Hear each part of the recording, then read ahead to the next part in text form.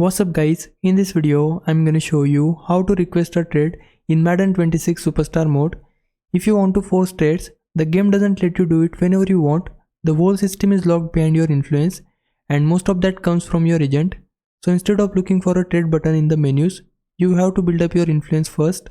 Open your sphere of influence screen and you'll see a long progression bar with different milestones. One of those milestones is the trade teams option, but it stays grayed out until you hit the right influence tier. The only way to move that bar is by completing agent quest.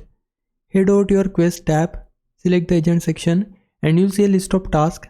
These usually include things like earning the starting job, playing well or hitting performance goals. Every time you complete one of those quests, you gain a chunk of agent influence. As you build more influence, your career options start opening up. Once you finally reach the tier where the trade teams icon lights up, that's when the trade feature becomes available. But even then, you can only use it after the season ends. Madden doesn't let you request a trade in the middle of the year. At the end of the season, when the option is unlocked, you'll be able to choose the team you wanna move to.